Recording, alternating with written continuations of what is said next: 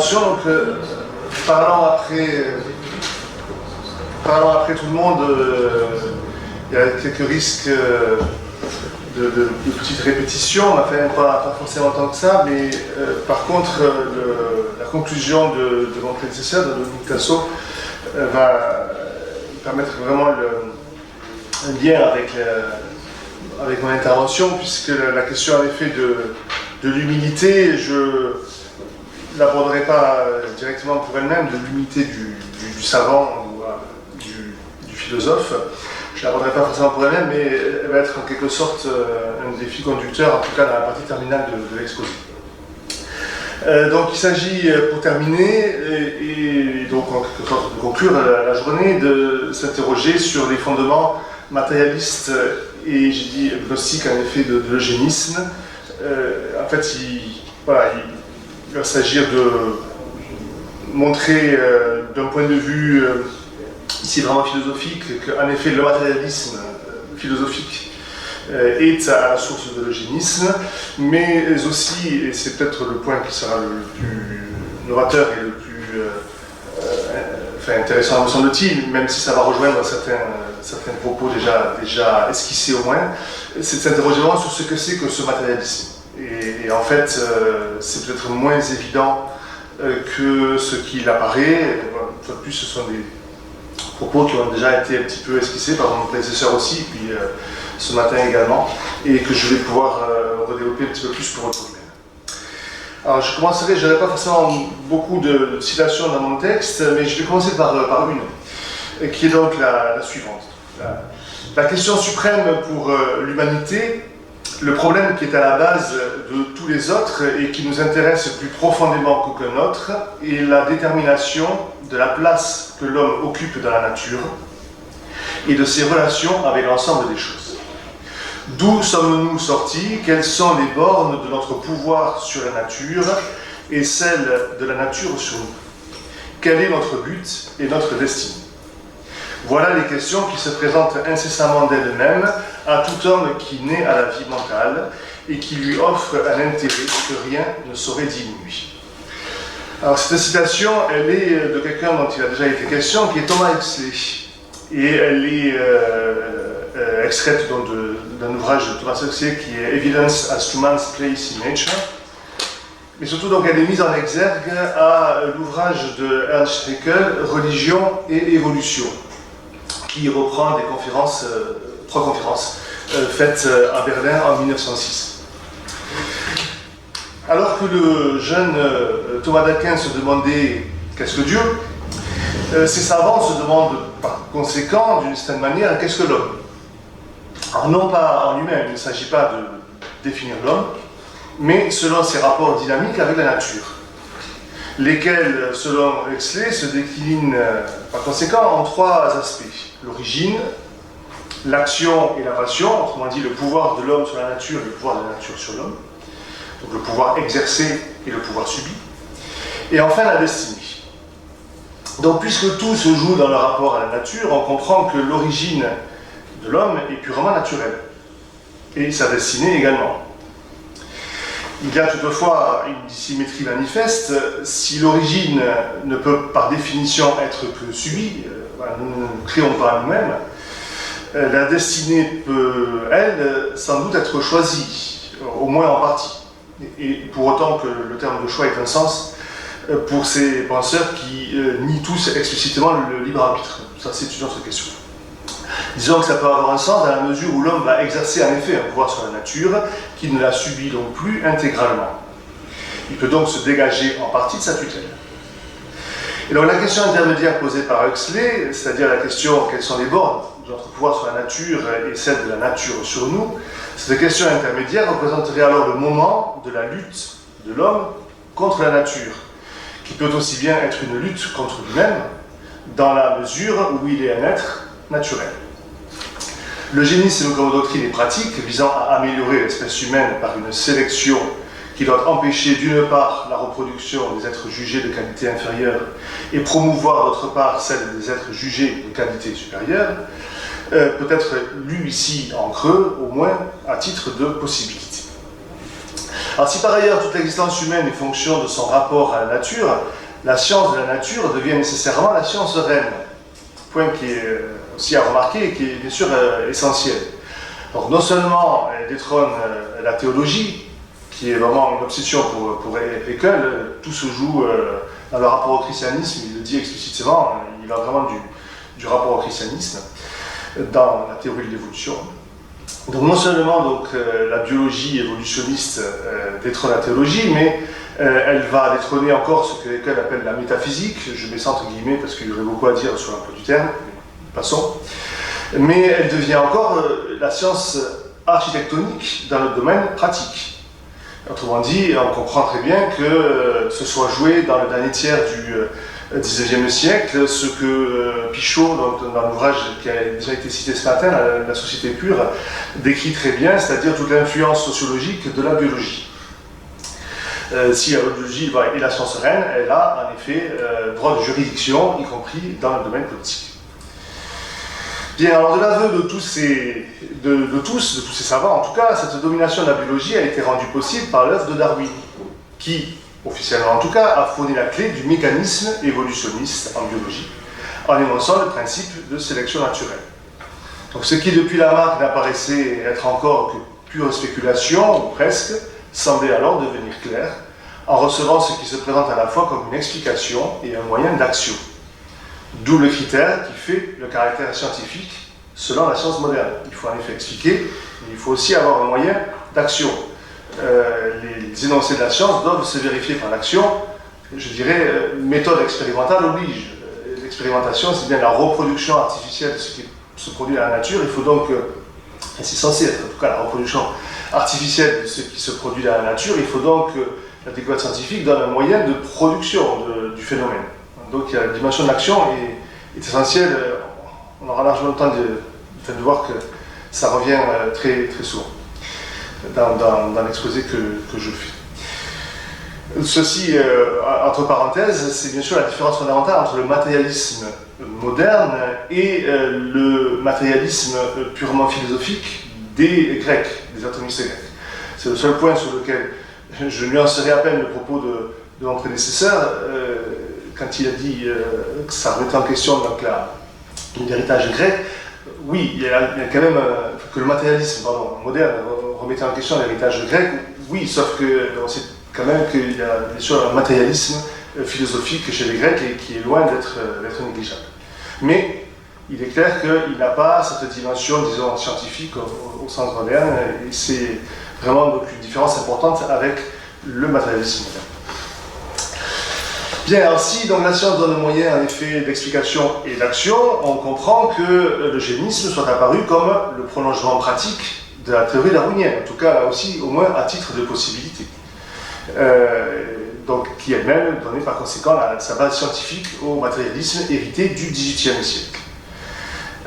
Et donc la pratique scientifique se fait en l'occurrence, et dans ce domaine bien précis quand même des sciences, elle se fait en l'occurrence nécessairement politique. Puisque pour le coup, l'eugénisme, c'est inévitablement, ça va se traduire dans une dimension donc, de contrôle social, donc une dimension politique.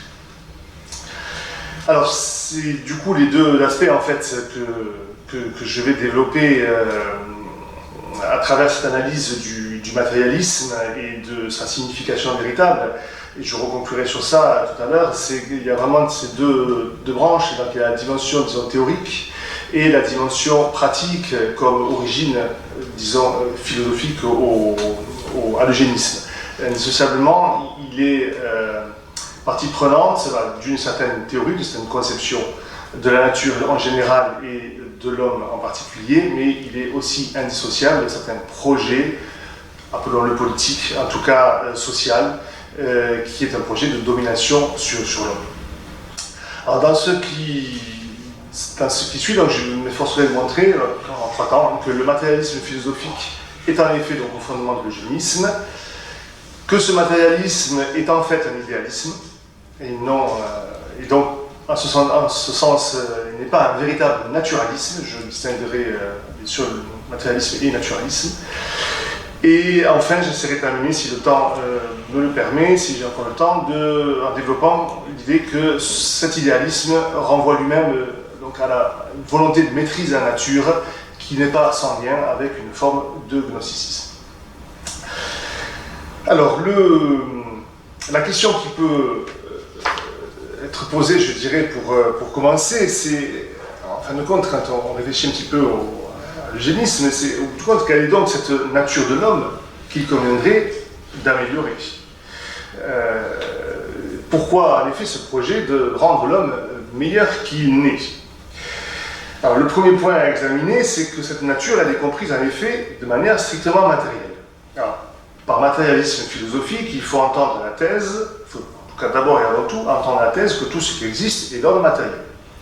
Et donc, un corps, non pas au sens que développait Dominique Tasso précédemment, donc pas au sens de l'illimorphisme aristotélicien, mais au moins au sens des matérialistes grecs, c'est-à-dire que tous les corps empiriques, tous les corps qui sont donnés dans l'expérience seraient des composés d'éléments matériels, bon, les Grecs ont appelé ça des atomes, et tout ce qui est donné empiriquement, c'est vraiment une composition en effet d'éléments agrégés les uns aux autres. Il n'y a rien à chercher de plus. Donc appliquer à l'homme cette thèse matérialiste a plusieurs conséquences. La première, c'est bien entendu que la pensée elle-même, y compris dans sa dimension abstraite, est quelque chose de matériel. Si tout ce qui existe est matériel, voilà, la pensée elle-même doit être quelque chose de matériel. Alors, un Épicure, par exemple, faisait très clairement une distinction entre âme et corps, mais le corps est un composé d'atomes, donc ça c'est, disons, compréhensible dans ce système-là, mais l'âme est également quelque chose de matériel, est également un composé d'atomes. La pensée, du coup, n'est que voilà, une expression de cette âme matérielle, et au bout du compte, elle n'est pas différente de la sensibilité. Elle n'est qu'une forme de sensibilité affinée, épurée, plus subtile, mais n'est rien d'autre que la sensibilité. En termes modernes, la pensée ne serait que l'activité du cerveau, la connexion des neurones entre eux. Bon, ce point de la réduction de la pensée au sensible est essentiel, j'y reviendrai. Mais dans l'immédiat, il y a d'autres conséquences que je voudrais examiner. Parce que si tout est matériel, il y a donc d'autres principes d'organisation que l'agencement des parties, je viens de le dire. Et donc c'est la différence de leur rapport qui fait la différence des êtres. Ça va aussitôt donc entraîner la conséquence dont a parlé abondamment mon prédécesseur, que disparaît la notion d'espèce, au sens réaliste du terme. Et donc par conséquent de nature humaine, au sens, disons, aristotélicien d'un eidos qui contiendrait en lui une certaine caractéristique, une information commune à tous les membres de l'espèce, et l'union avec la matière faisant les différences individuelles. Ça entraîne encore comme conséquence aussi qu'il y a bien sûr une seule différence de degré entre l'homme et l'animal, mais également qu'il y a un individualisme de principe. Or, ces conséquences, négation de l'espèce, individualisme de principe, pourraient sembler entrer en contradiction avec le principe d'amélioration de l'espèce que suppose l'eugénisme. En effet, s'il n'y a pas l'espèce humaine, comment concevoir qu'on puisse améliorer celle-ci? Ça pourrait sembler quelque peu contradictoire. Si par ailleurs chacun de nous n'est qu'un pur individu, replié dans sa différence propre, il est tout ce qu'il est et tout ce qu'il peut être sans doute, et il n'y a pareillement pas de sens a priori à l'améliorer. Incidemment, sur le plan politique, on pourrait remarquer que l'individualisme semble tendre de soi plutôt vers l'anarchie que vers cette forme de contrôle social fort que suppose une politique eugéniste. Alors en fait, aucun de ces arguments ne vaut, et il faut systématiquement les retourner. Premièrement, en effet, c'est parce qu'il n'y a pas de nature humaine commune, il n'y a pas d'eidos, que l'homme se prête à la manipulation. Non pas d'abord sur un plan moral, mais bien sur un plan théorique. S'il n'y a pas d'espèce fixe, l'homme, comme tout être vivant, est modifiable. Donc l'évolutionnisme est inscrit en creux dans la conception nominaliste de la nature, et donc dans cette conception matérialiste. Une configuration, un agencement de parties, et par définition, quelque chose d'historique. Qui plus est, dans la mesure où, dans le cas de la science moderne, la preuve doit être apportée par l'expérimentation, je le disais tout à l'heure, la manipulation devient en quelque sorte quasiment nécessaire. Seule la transformation de l'homme pourrait prouver de manière irrécusable la doctrine de l'évolution. Les preuves par le passé, par la morphologie comparée, sont toujours sujettes à l'interprétation et ne peuvent être des preuves irréfutables. Quoi qu'en penser lesquelles, c'est quelque chose qui peut toujours être discuté. Par contre, si on arrivait à prouver, par exemple, que oui, on peut faire évoluer l'homme et on peut le transformer en une sorte de surhomme qui serait sensiblement différent de l'homme que nous connaissons, ben là oui, on aurait une preuve. Et donc là encore, l'eugénisme, quelque part, est comme appelé par cette position, même sur un plan, disons, quasiment expérimental. Je ne suis pas sûr que ça n'ait pas non plus traversé l'esprit des biologistes et des savants. Alors deuxièmement, s'il n'y a pas d'eidos de l'homme, alors ce qu'on appelle espèce, ce n'est que la collection des individus. C'est l'homme qui va appeler ça une espèce humaine, donc c'est une sorte de nom, ou au mieux un concept, et donc ça ne correspond concrètement qu'à une collection d'individus divers. C'est pourquoi il est inévitable de travailler sur ces individus, si je puis ainsi dire, de manière à obtenir au moins une amélioration statistique. Donc l'emprise sur la vie des individus est la conséquence directe. Et comme dans le matérialisme, la pensée dépend de l'état du corps, c'est donc aux spécialistes du corps que ce travail doit être confié. Donc le médecin philosophe, qui est une figure très emblématique de la pensée du XVIIIe siècle, Xavier Martin, dans l'ouvrage qui était cité ce matin, Régénérer l'espèce humaine, le fait ressortir de manière très nette. Donc cette dimension de médicalisation du discours sur l'homme qui monte progressivement au cours du XVIIIe siècle. Donc ce médecin philosophe est l'un d'entre eux, par exemple, qui est l'un des chefs de file de l'école des idéologues, en l'occurrence donc Cabanis. Il exprimait déjà de manière parfaitement claire, dans la conclusion du sixième, des rapports du physique et du moral de l'homme, qui est donc un texte publié en 1802, mais voilà, qui est une version un peu remaniée d'un texte antérieur qui date de 1796, si je ne me trompe pas. Texte sur lequel même Xavier Martin a fort opportunément attiré l'attention dans plusieurs de ses ouvrages, puisqu'on a vraiment une sorte de condensé de la pensée des Lumières sur l'homme. Et donc, sur l'homme et sur ce qu'on doit faire de l'homme. Et Cabanis donc dit de façon très explicite que si on développe une action continue sur l'homme, on pourra en effet arriver à produire donc des hommes de qualité supérieure. Je cite, on pourrait à la longue, et pour des collections d'hommes prises en masse, produire une espèce d'égalité de moyens qui les pointe dans l'organisation, c'est-à-dire dans la constitution physique primitive, et qui, semblable à l'égalité de droit, serait alors une création des Lumières et de la raison perfectionnée. Donc un homme qui serait la création de l'homme. Cabanis est au seuil de l'eugénisme. Il reprend bien entendu la comparaison, on a vu que on le trouve déjà chez les Grecs, entre l'élevage des animaux et l'amélioration qu'on peut leur apporter par une sélection, et l'élevage des hommes. Donc, il dit pourquoi on le fait pour les animaux, pourquoi ne le ferait-on pas pour l'homme.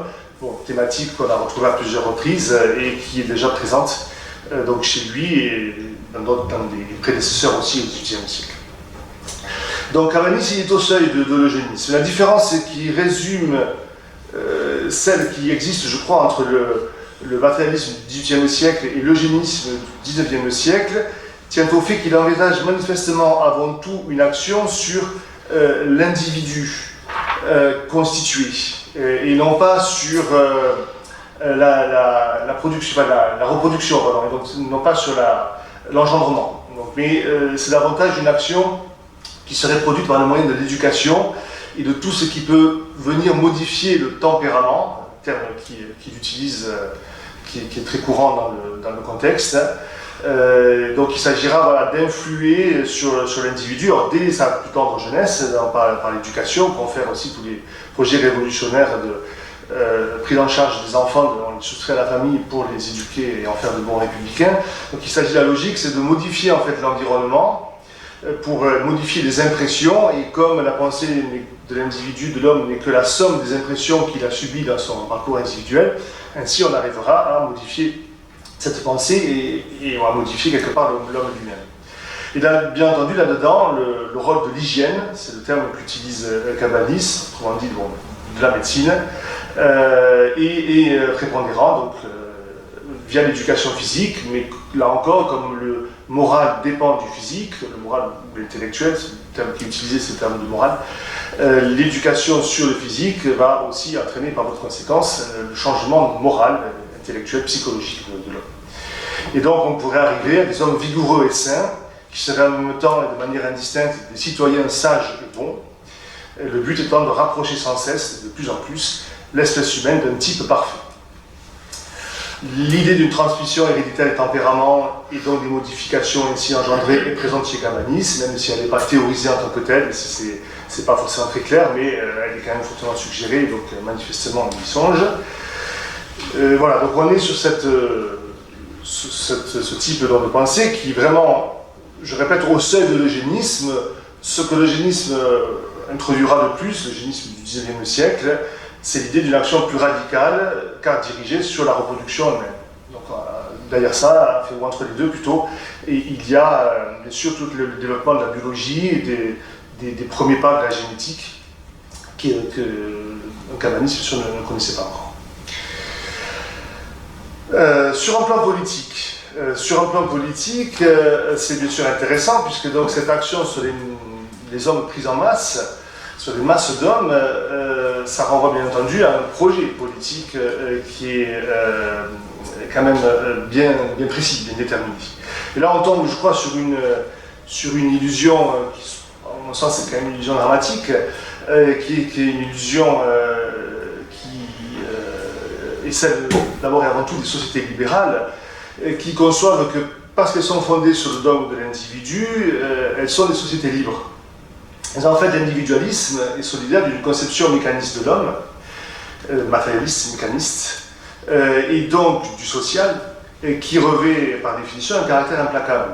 Et ici, on peut citer un auteur qui n'est pas un eugéniste, mais qui est par contre un matérialiste et un fervent défenseur du mécanisme, et qui n'est autre que Hobbes. Dans l'ouverture de son introduction au Léviathan, Hobbes affirme que l'art humain est capable d'imiter cet art divin qu'est la nature. Et non seulement il est capable de l'imiter en créant des animaux artificiels que sont les automates, mais également en imitant le produit le plus excellent de la nature, l'homme lui-même, par la création de cet homme artificiel. Alors, on n'est pas avec le transhumanisme du tout, l'homme artificiel de Hobbes, c'est la société. Donc c'est le Léviathan, vous avez peut-être vu une sorte de gravure qui est souvent reprise dans les éditions du Léviathan, qui est sur l'édition originale, de ce géant qui est composé d'une infinité, enfin en tout cas d'une immensité de petits hommes. Voilà, donc ce géant, c'est l'homme artificiel, dont l'âme et la souveraineté, et qui donc désigne l'État, enfin, la société-État, on pourrait dire. C'est à la fois l'État, puisqu'il est doté du pouvoir et de la capacité donc, de réprimer, mais bien entendu, il est composé justement de tous les membres du corps social. Et donc c'est ça, cet homme artificiel. C'est donc sur la société politique, donc c'est le modèle du politique qui va être repris tout au long du XVIIIe siècle. On va le retrouver chez tous les auteurs qui vont parler de politique, la comparaison, la métaphore, qui à force d'être utilisée n'est même plus une métaphore manifestement, qu'on va prendre au pied de la lettre, de la société et du corps social comme une machine. Et bien entendu, toute machine a ses rouages. Et les rouages ne peuvent être ici que les hommes eux-mêmes. Et c'est bien pourquoi, c'est pas en fait c'est éloigné tant que ça de l'eugénisme, ou en tout cas de ceux qui peuvent préfigurer l'eugénisme, puisque c'est bien pourquoi le législateur de Rousseau doit, je cite, se sentir en état de changer, pour ainsi dire, la nature humaine, de transformer chaque individu, qui par lui-même est un tout parfait et solitaire, en partie d'un plus grand tout, dont cet individu reçoit en quelque sorte sa vie et son être, d'altérer la constitution de l'homme pour la renforcer, de substituer une existence partielle et morale à l'existence physique et indépendante que nous avons tous reçu de la nature. Donc il faut artificialiser l'homme, dit Rousseau, il faut donc le renforcer. Enfin, on a autant d'expressions, de thèmes qui sont vraiment en écho avec aussi bien l'eugénisme qu'une forme de transhumanisme, sauf que ici c'est le projet politique. Donc il s'agit d'adapter l'homme à un nouvel environnement, qui est l'environnement politique. Selon cette théorie que l'homme, naturellement, il est indépendant, donc il vient de la nature, donc il est, comme le dit la citation, donc un tout indépendant et solitaire, un tout parfait et solitaire, et donc il est asocial par nature, il faut en faire un être social, donc il faut le socialiser c'est altérer sa nature. Donc là on a des éléments voilà, qui font quand même écho directement ou indirectement, mais quand même écho à cette thématique que reprendra en fait l'eugénisme, donc du coup une thématique un peu plus générale. Il s'agit en effet de transformer la nature humaine, et qui a donc une dimension qui est inséparablement, disons, théorique en effet, et pratique et politique. Donc les deux sources philosophiques de l'eugénisme, c'est une certaine théorie et c'est un projet politique. Et un projet politique et un projet de domination complète de l'homme. Il s'agit en effet d'en faire eh bien, un élément d'une machine plus vaste dont ils reçoivent la vie et l'être. Et ce qui est quand même assez extraordinaire, c'est que je n'ai pour ma part jamais rencontré dans les éditions du texte de Rousseau, j'ai oublié de préciser que bien entendu la citation de Rousseau est tirée du contrat social, j'aurais dû le dire, donc c'est très précisément livre 2 chapitre 7.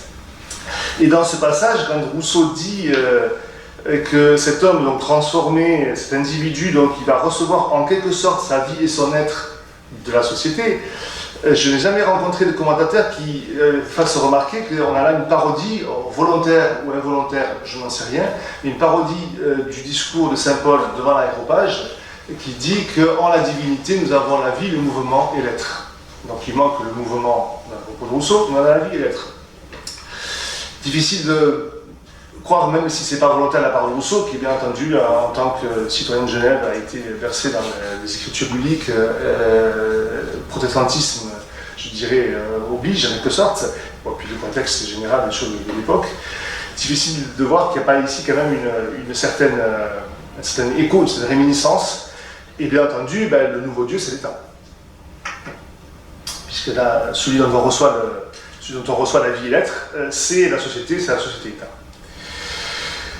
Donc de tout ceci, il ressort que ce qu'on nomme matérialisme est effectivement donc, d'où le fondement de l'eugénisme, en tant que, disons, conception philosophique générale et en tant que conception plus politique, et en tant qu'elle sous-tend un projet politique qui est fondé sur cette analogie de la société et de la machine. Petite parenthèse au passage, cette expression, je l'ai reprise, cette expression de la machine et les rouages, c'est le titre d'un ouvrage de Michel Heller, qui était donc un historien de la Russie, et dans un ouvrage où il décrit le fonctionnement de l'État soviétique.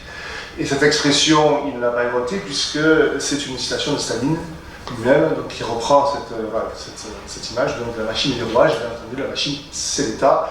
Et les rouages, ce sont les individus, les personnes, les membres de la société, de l'État. Voilà, donc il y a aussi des continuités qui sont quand même à remarquer, sans doute, qui sont assez remarquables. Donc voilà, le matérialisme à double titre, je crois, au fondement de cet eugénisme, de façon un peu générale. C'est-à-dire, c'est pas ici le projet de transformation de la nature humaine, on voit bien qu'il déborde le seul projet eugéniste. Et ça peut se traduire par en effet l'homme nouveau soviétique qui n'est pas forcément eugéniste en tant que tel. Enfin, les rapports entre le marxisme et le darwinisme et l'eugénisme, c'est un peu complexe. C'est un peu je t'aime mais moi non plus, et puis le lendemain je t'aime pas, il y a un peu des rapprochements et des éloignements. Marx a voulu en effet faire aurait voulu que Darwin préface son ouvrage, mais en même temps il a aussi critiqué le darwinisme comme étant une idéologie bourgeoise. Donc, voilà, donc il y a un petit peu donc, les deux facettes. Mais en tout cas, l'eugénisme en tant que c'est une pratique de transformation de l'homme s'inscrit dans le cadre, cette condition un peu plus générale, d'une pensée qui entend en effet transformer l'homme, quel que soit après, je dirais, le moyen qu'on prend pour le faire. Alors il reste quand même donc à s'interroger sur la nature de ce matérialisme. Comme je l'ai annoncé, donc on parle en effet du matérialisme couramment. Mon prédécesseur a fait assez justement remarquer que penser une indépendance de la matière est en fait, si on s'y attelle de façon sérieuse sur un plan spéculatif, est en fait sans doute impossible. Et donc le matérialisme quand même interroge en tant que position philosophique.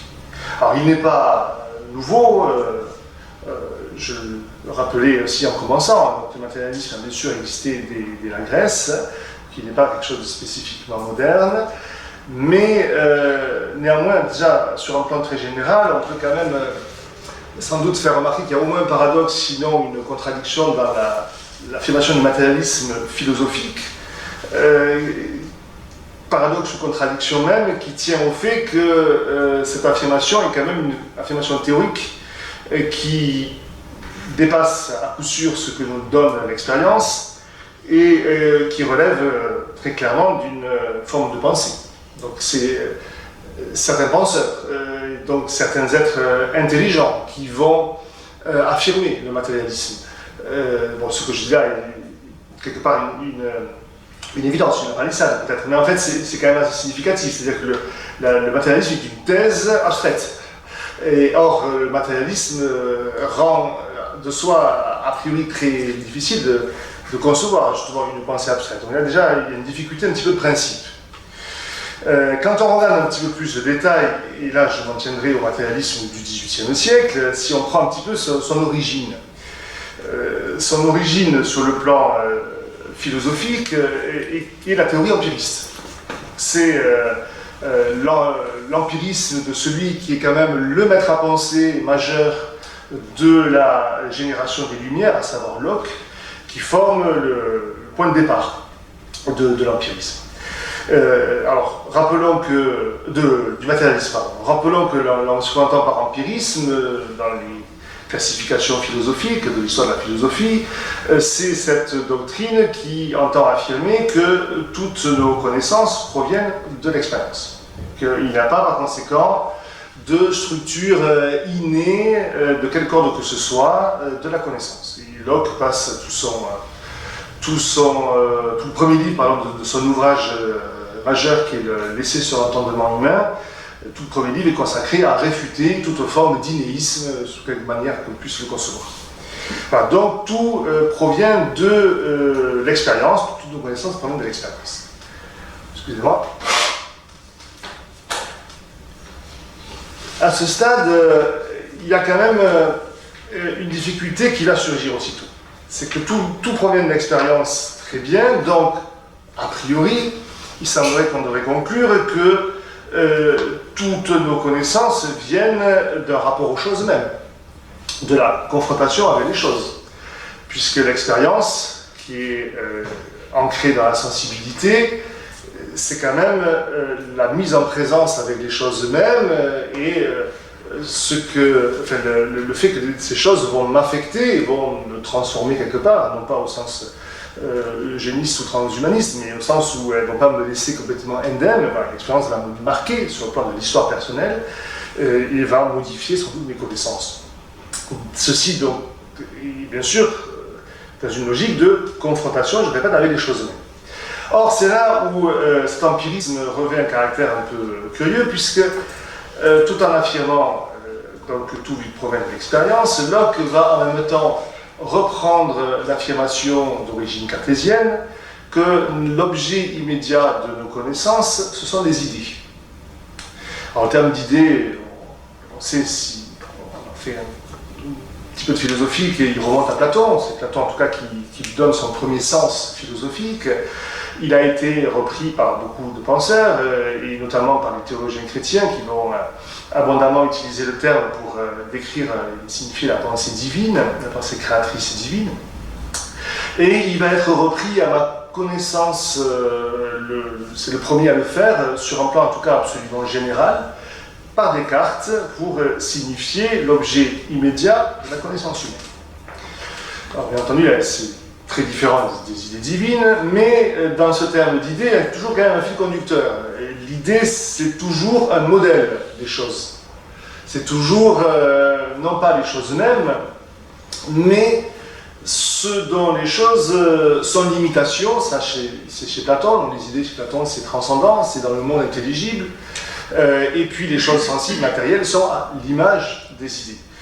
Chez les théologiens chrétiens, les idées, c'est donc les idées créatrices divines, et là aussi, les choses sont faites à l'image de ces idées. Alors quand Descartes va prendre ce terme-là pour décrire la pensée humaine de façon générale, y compris donc quant aux idées, je dirais, théoriques, enfin aux connaissances théoriques, spéculatives, quand il va utiliser ce terme, il va conserver l'idée que c'est un modèle.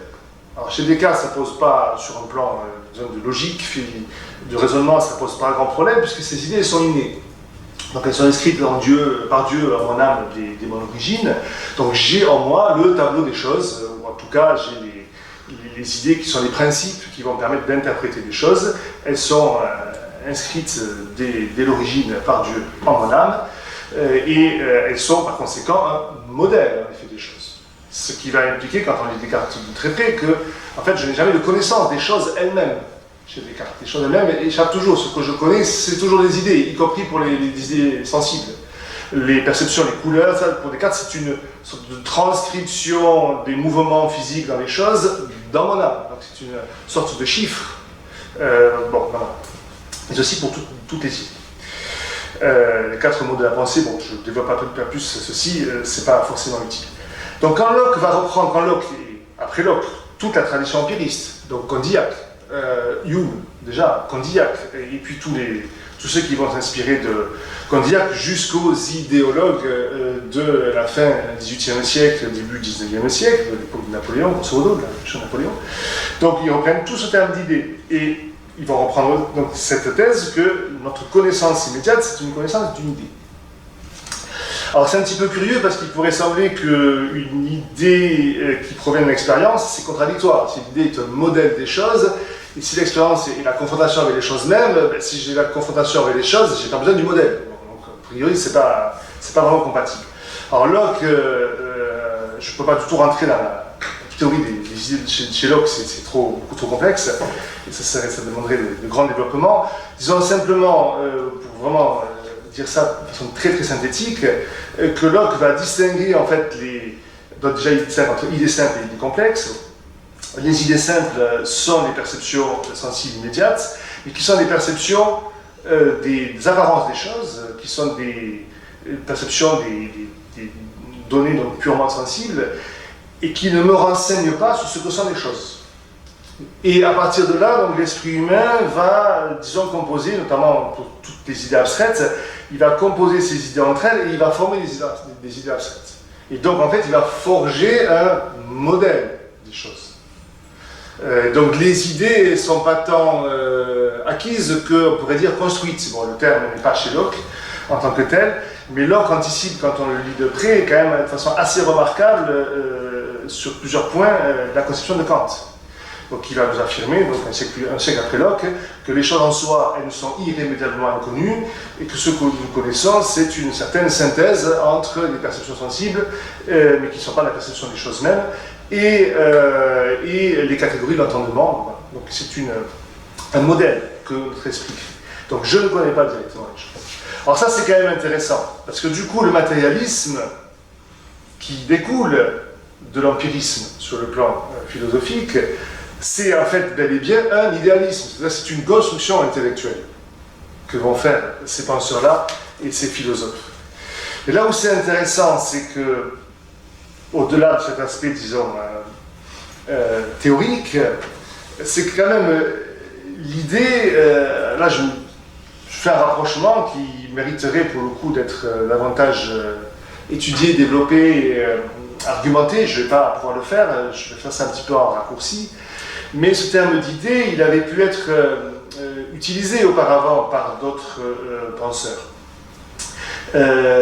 Par exemple, un théologien et philosophe comme Thomas d'Aquin, qui va utiliser le terme d'idée pour la pensée humaine. Mais attention, il va utiliser le terme d'idée uniquement dans la pensée technique.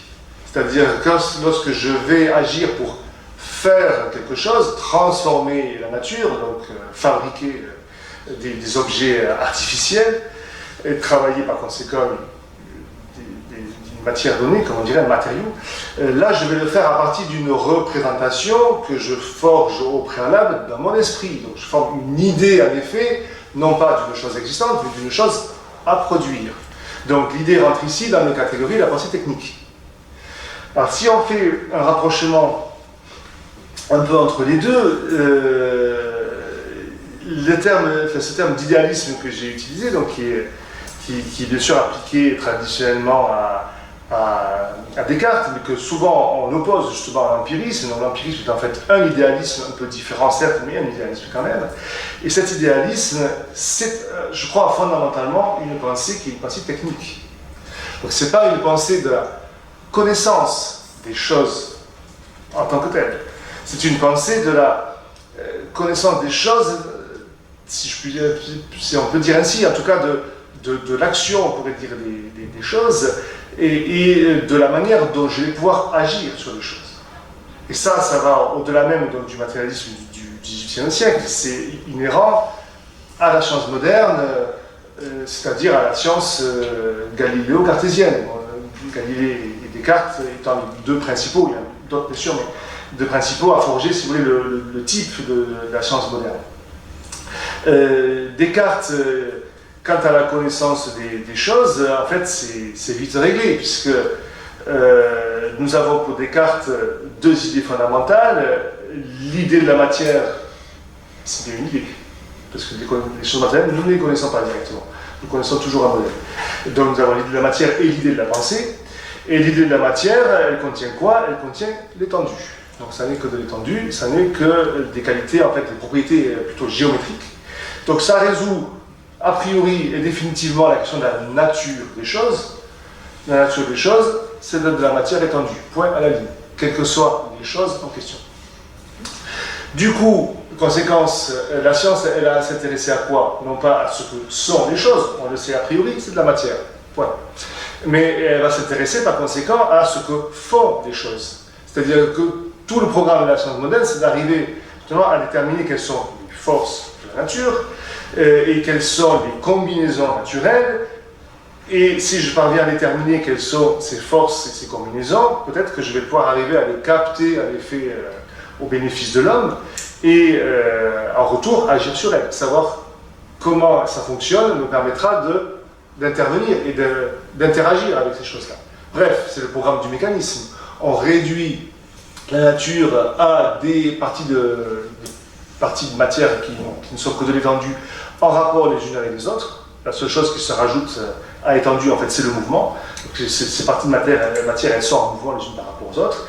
Tout ce qui reste à déterminer ce sont les lois du mouvement, les lois mécaniques, et à partir de là, si je les ai, je vais pouvoir sans doute capter ces forces au bénéfice de l'homme. Et donc ça, c'est...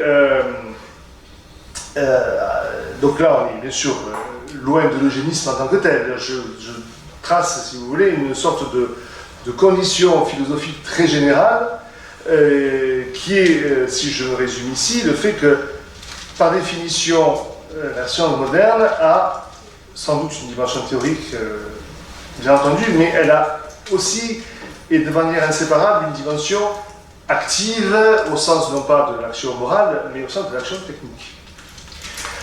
Et alors ça, c'est donc intéressant. J'arrive ici donc à mon troisième point, puisque c'est intéressant, puisque ça va permettre aussi de rapprocher, par quelques petits signes au moins, cette science de pensées qui sont a priori autres. Bon, très clairement, l'ai annoncé, donc d'une forme, disons, de gnose, si on veut utiliser ce terme, qui pourrait peut-être être discuté, mais enfin bon, qui au moins renvoie donc à cette volonté, en effet, de maîtrise de la nature en vue de libérer l'homme de la nécessité naturelle, en fait. Fondamentalement, derrière la pensée, enfin, on peut en tout cas définir la gnose de manière relativement simple ainsi. Alors, pour nous guider dans ce dernier temps, donc, j'ai fait le choix parce que le choix était assez ouvert, on pourrait solliciter pas mal d'auteurs différents, mais j'ai choisi de ne pas faire dans l'originalité et de revenir à un texte qui est extrêmement connu, de Descartes lui-même, qui n'est autre qu'un extrait de la 6e partie du fameux discours de la méthode. Donc, on va tout distribuer dans le texte, qui donc n'est pas l'ouverture de la 6e partie, mais quelques paragraphes après l'ouverture, et dans lequel je me suis simplement permis de souligner quelques passages qui me semblent être les plus intéressants. Alors, donc, situant juste ce passage, on est au discours de la méthode. Le discours de la méthode, c'est bien sûr un texte absolument fondamental de Descartes, publié en 1637, et qui est en fait une sorte de longue préface à des traités scientifiques.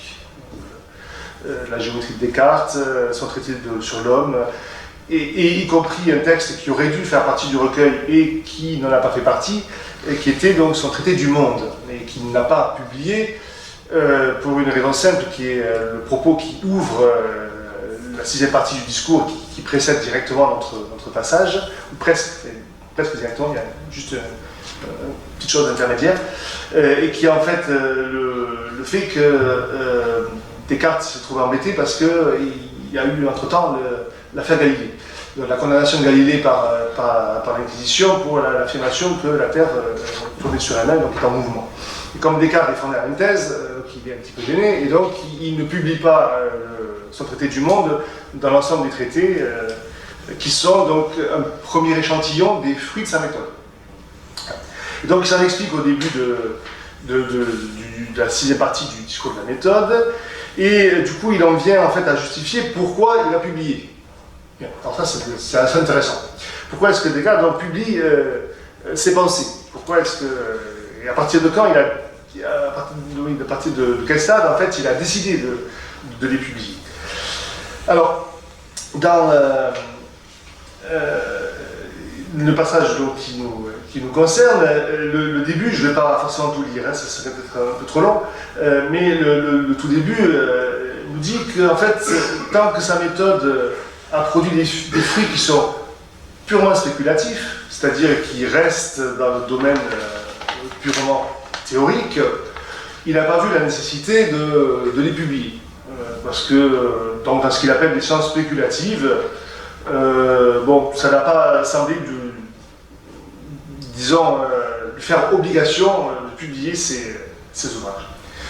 Il en était de même de ce qu'il a pu retirer sur le plan des mœurs. Pour les mœurs, il nous dit « Chacun abonde si fort en son sens, il se pourrait trouver autant de réformateurs que de têtes, s'il était permis à d'autres, qu'à ceux que Dieu a établis pour souverains sur ses peuples, ou bien auxquels il a donné assez de grâce et de zèle pour être des prophètes, d'entreprendre un divin changement. » Autrement dit, Descartes ne se veut pas un dirigeant, donc là il y a le principe de soumission au pouvoir, donc, il ne se prétend pas prophète, donc il n'est pas un réformateur des mœurs. Et donc rappelons, sur le plan purement spéculatif, publier ce que sa méthode lui a fait découvrir n'aurait pas d'utilité. Mais, c'est là où on revient à notre propos, mais sitôt que j'ai eu acquis quelques notions générales touchant la physique, et que commençant à les éprouver en diverses difficultés particulières, j'ai remarqué jusqu'où elles peuvent conduire, et combien elles diffèrent des principes dont on s'est servi jusqu'à présent, j'ai cru que je ne pouvais les tenir cachés sans pécher grandement contre la loi qui nous oblige à procurer, autant qu'il est en nous, le bien général de tous les hommes. Bien, premier point. Donc Descartes va publier ses pensées, va s'estimer obligé, moralement, de les publier à partir de la physique, c'est-à-dire à partir du moment où on est sur une pensée qui est active, qui permet une action sur les choses, qui permet donc, qui n'a pas ce caractère purement spéculatif, qu'il va dénoncer juste après, mais qui revêt ce caractère pratique, et donc, c'est le passage très connu de Descartes, sans doute sa phrase la plus connue après le fameux « je pense donc je suis », celle où il va énoncer le projet de la maîtrise de la nature. Donc on va substituer à la science spéculative qu'on enseigne dans les universités une science pratique. Bon, et là, c'est à partir de là que ça devient intéressant de publier. Autrement dit, donc, publier, c'est quand même communiquer sa pensée. Et donc la dimension commune du savoir, elle intervient à partir du moment où le savoir il est efficace. Bon, avant, ça relève du domaine privé en quelque sorte, tant sur le plan spéculatif que sur le plan moral. Mais le domaine commun, c'est à partir du moment où il y a action possible. Et donc voilà, la science qui l'intéresse, c'est bien sûr la physique. Et il le dit dans le passage, la métaphysique, il faut la métaphysique, pour les cartes c'est fondamental, c'est dans les principes, mais il faut en faire de temps en temps, et puis une fois qu'on a bien ça en tête, ça ne sert à rien d'y revenir. Par contre, la science progressive, la science où on va découvrir et on va avancer dans la connaissance, c'est la physique, et puis toutes les conséquences de la physique. Donc ça, c'est quand même donc, déjà intéressant, ce rapport entre une science donc, et en même temps action. Très bien. Alors, deuxième point par rapport à ça, bon, bien entendu, c'est le programme donc, de procurer autant qu'il en nous le bien général de tous les hommes, c'est la philanthropie, version donc, moderne, version cartésienne. Je dis version cartésienne puisque en termes de philanthropie, on trouve chez Aristote pour signifier l'amitié, mais bien sûr, ça a un sens très différent. Ici, la philanthropie, c'est pouvoir agir en fait, sur les choses matérielles et améliorer la condition matérielle des hommes. C'est fondamentalement ça. Éventuellement morale aussi. Mais ça passe souvent quand même beaucoup par la dimension matérielle. En tout cas, chez Descartes, c'est le cas. Donc, on arrive à des connaissances qui sont fort utiles à la vie, et donc on peut trouver une philosophie pratique par laquelle, connaissant la force et les actions du feu, de l'eau et de l'air, voilà, on va pouvoir donc procurer en effet le bien des hommes. Très bien. Alors ça, c'est un point, je saute volontairement un passage, je vais y revenir ensuite. Alors, quels sont les principaux fruits de cette physique et donc de la méthode? Puisqu'il s'agit bien sûr de ça, mais directement de la physique, donc de ce que la méthode permet de découvrir en physique. Quels sont les principaux fruits? Tout de suite, on parle bien sûr au machinisme, aux machines, et Descartes le dit. C'est le premier fruit, ça va être la construction de machines qui vont soulager le travail des hommes. Mais ce n'est pas le principal fruit. Le principal fruit, on le trouve vers la dernière tiers du texte, c'est la conservation de la santé, laquelle est sans doute le premier bien et le fondement de tous les autres biens de cette vie. Donc ça c'est quand même intéressant aussi. Le principal fruit, bon, la construction de machines c'est important, donc le mécanisme, le machinisme on pourrait dire plus exactement, c'est important, mais le plus essentiel c'est la santé. Donc aussitôt, ça veut dire quoi? Ça veut dire que la physique, donc, elle va se décliner en ce qu'on appellerait nous la physique, c'est-à-dire le travail sur les choses inertes, les matières inertes, comme on dirait en physique, mais également dans la branche que Descartes appelle la médecine, et qui sera en fait à la fois la biologie et la médecine, quelque part. Le terme de biologie n'existe pas encore, puisque c'est la marque, entre autres, qu'il invente à la fin du XVIIIe siècle. Et ça, c'est le principal. Donc aussitôt, c'est le travail quelque part sur l'homme qui intéresse le plus Descartes, qui lui semble être le plus important. Et ce travail sur l'homme, c'est bien sûr un travail sur le corps, puisque ça passe par la médecine, mais, précise Descartes, car même l'esprit dépend si fort du tempérament et de la disposition des organes du corps, que s'il est possible de trouver quelques moyens qui rendent communément les hommes plus sages et plus habiles qu'ils n'ont été jusqu'ici, je crois que c'est dans la médecine qu'on doit le chercher. Donc, autrement dit, la médecine doit rendre les hommes plus sages, ça veut dire plus intelligents, et plus habiles, donc plus intelligents sur le plan intellectuel, plus habiles sans doute, alors, plus habiles ça peut être aussi interprété sur le plan intellectuel, mais également sans doute peut-être sur le plan physique, encore que là il parle de l'esprit, donc c'est un peu plutôt qu'une habileté sur le plan intellectuel. On a exactement ici la position qui développera les matérialistes du XVIIIe siècle, c'est-à-dire que le travail sur l'esprit passe par le travail du corps, puisque malgré tout le dualisme cartésien, qui entend séparer matière et pensée, en fait, concrètement, en l'homme, puisqu'elles sont réunies, ce qui pour Descartes est inintelligible, une sorte d'irrationnel, indépassable, mais constatable, en l'homme c'est réuni, et donc il y a en effet dépendance de l'esprit par rapport au corps. Et donc, si travaillons sur le corps, on va travailler sur l'esprit. Et donc, on va pouvoir améliorer l'homme. Donc, quelque part, le rendre plus intelligent et essayer de l'améliorer. Donc on est déjà, alors, on va faire de Descartes un eugéniste, un transhumaniste, ça serait forcé sans doute, on ne sait pas du tout qu'est-ce qu'il aurait pensé. Mais enfin, bon, quand on lit, j'ai la lecture qui, comment dire, enfin, un peu anachronique, on pourrait dire, enfin, a posteriori, disons plutôt, c'est une lecture dont il faut se méfier, mais qui quand même peut aussi faire apparaître des choses qui n'étaient pas forcément tout à fait, disons, claires, manifestes.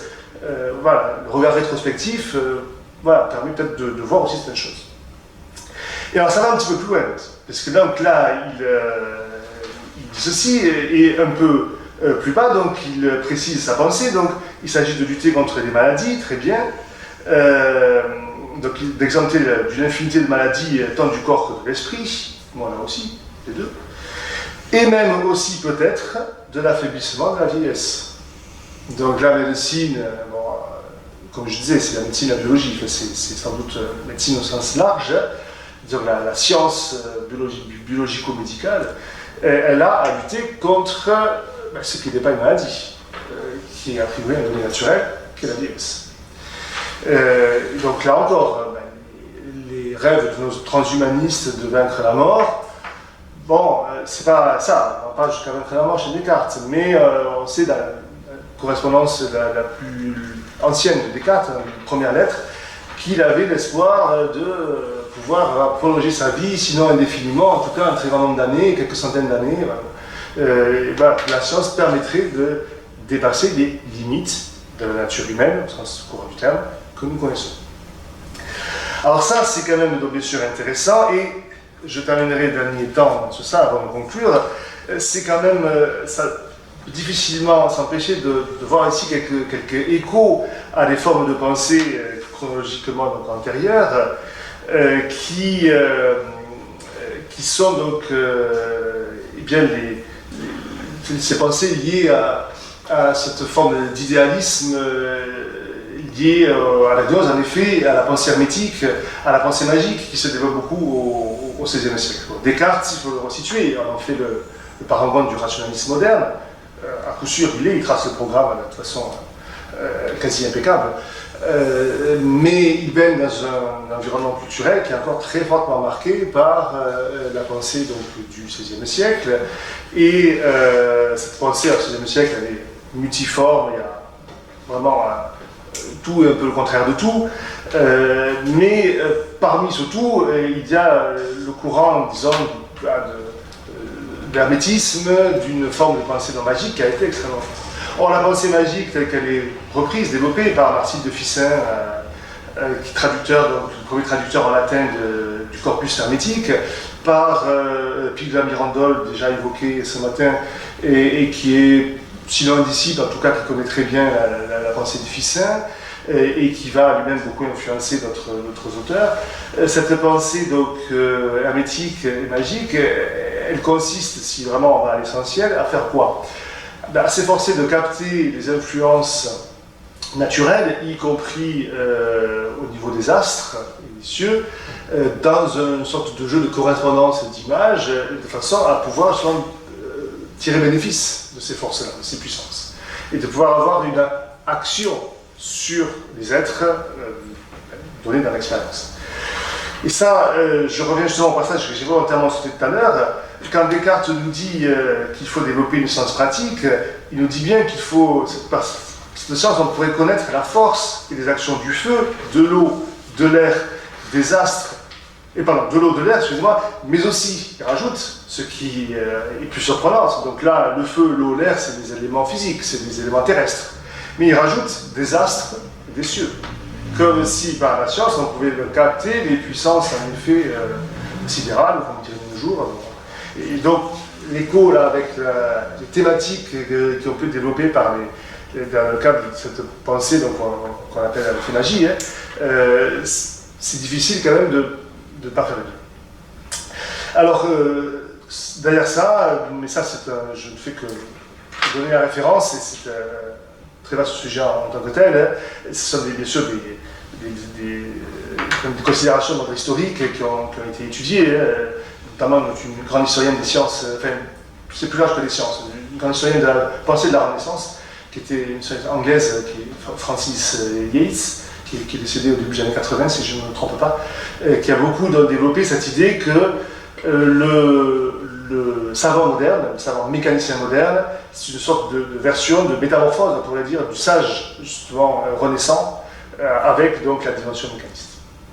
Bon, alors ça supposerait pas mal de démonstrations, c'est discuté, ça a bien sûr été refusé par pas mal de savants, puisque c'est un petit peu gênant quand même par rapport à la science moderne, mais ça ne résume à coup sûr pas ce qu'est la science moderne, il y a beaucoup d'autres aspects qui sont indépendants de ça, mais c'est au moins sur l'état d'esprit, ça dit quand même, je pense, quelque chose, cette science moderne, et donc cette dimension qui est quand même démiurgique de la science. Et bien sûr, ça peut sembler être loin de l'eugénisme, mais l'eugénisme en est une expression, parmi d'autres sans doute, là encore, mais sans doute une sorte de surgeon un peu tardif au XIXe siècle, mais, me semble-t-il, s'inscrit quand même dans cette logique. Alors je conclurai, on pourrait juste bien sûr citer beaucoup d'autres auteurs, on avait brièvement évoqué ce matin, Francis Bacon, bien entendu, serait tout à fait à convoquer ici, bon je vais me permettre de ne pas le développer plus, mais cette idée d'une régénération qui obsède aussi les révolutionnaires français, qui reviennent dans le langage des eugénistes au XXe siècle, XIXe siècle. Bon, la régénération, c'est aussi des thèmes qui viennent du christianisme et qui viennent de cette thématique de la nouvelle naissance, de l'homme nouveau, donc on évoquait tout à l'heure, qui sont des thèmes chrétiens, qui ont été repris, bien sûr, déjà dans la pensée de la Renaissance, et puis qui sont quelque part aussi un peu un fil conducteur quand même dans ces courants de pensée. Pour conclure, je crois, c'est une conclusion qui est à la fois par rapport à mon intervention et un peu plus généralement, je crois, par rapport à tout ce qui a été dit aujourd'hui. Il me semble qu'on peut dire les choses suivantes, que l'eugénisme, il est au confluent de plusieurs thématiques, disons. Fondamentalement, c'est bien entendu en lien avec une anthropologie. Et là, le point central, c'est le regard sur l'homme, mais plus précisément le regard sur l'intelligence. Voilà, la position eugéniste, c'est en effet cette position matérialiste, c'est en fait une sorte d'interprétation a priori, à mon sens, que donc l'intelligence humaine n'est que réducteur du propre matérialisme, n'est que donc une forme de sensibilité. Donc il y a bien entendu ça comme présupposé essentiel.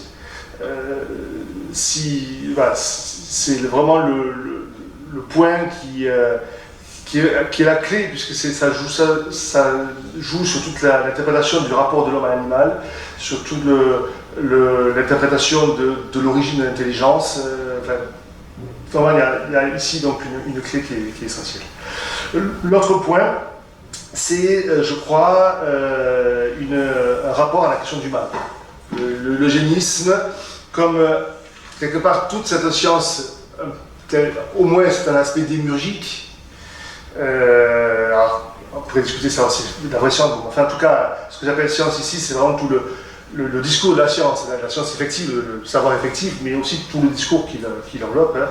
Il y a cette dimension quand même de résoudre le mal, la question du mal qui est en l'homme. Et ça passera bien entendu par deux voies principales, la technique au sens propre, et quand même cette dimension de surmonter l'infinité de l'homme par le biais de la technique. Et ça, je citais Bacon, chez Bacon on le trouve, y compris sur un plan vraiment très, avec des échos par rapport au christianisme. La science doit permettre de lutter contre la chute de l'homme, contre le péché originel. Enfin, ça doit permettre de racheter l'homme quelque part par la science. Ça y est, c'est dit chez Bacon. Donc il y a vraiment cette dimension-là, et bien entendu donc, par le biais de la technique, et bien entendu par la dimension politique. Et les formes de totalitarisme moderne sont quand même dans cette mouvance-là, je crois aussi, d'une forme de pensée ici politique qui vise à résoudre définitivement la question du mal. Et bien entendu, là on retombe sur ce qu'on dit ce matin sur une forme d'utopie, parce que la question du mal n'est pas ainsi soluble. Et je crois que derrière ça, et je conclurai vraiment sur ça, le problème en fait qui s'exprime à travers cette tentation de l'eugénisme dont on voyait déjà les débuts en Grèce, et on pourrait sans doute respecter aussi d'autres cultures, je pense en Chine par exemple, on pourrait trouver ça de façon complètement indépendante, mais aussi des formes d'eugénisme sans doute, pas la Chine contemporaine, mais aussi plus traditionnelle. Enfin, ce sera vérifié, parce que je laisse un peu une hypothèse, mais ça ne m'étonnerait pas qu'on puisse trouver des choses. Donc c'est une tentation qui ressurgit à travers donc, la pensée humaine. L'eugénisme moderne s'inscrit dans un contexte bien précis, mais au-delà, je pense que ce qui se joue, c'est cette difficulté qui est inhérente à notre condition humaine telle que nous l'expérimentons, et qui est cette unité, cette sorte d'unité perdue entre notre corps et notre esprit, ce que la théologie chrétienne, justement, a thématisé sous la forme du péché originel, et l'interprétation par le péché originel théologien, c'est-à-dire les conséquences immédiates, c'est précisément la perte d'unité de l'homme entre donc, le domaine de la sensibilité, le domaine de l'esprit, dans la lutte quelque part du corps contre l'esprit, de l'esprit contre le corps. Et je crois que l'eugénisme, et plus largement en effet cette forme de pensée démiurgique qui traverse au moins la science moderne, est travaillée par ça, et avec cette idée d'en finir en fait, avec cette sorte de dualité qui est gênante, voilà, qui est quelque chose à la limite insupportable, qui fait insupportable au sens où ça fait le tragique de la destinée humaine, de la vie humaine, et l'idée d'en finir une fois pour toutes. Et là, l'eugénisme a, je crois, vraiment ça, dans ses origines, dans ses fondements, cette idée voilà, de résoudre le problème qu'est l'homme une fois pour toutes. Voilà, je me tiendrai à ceci.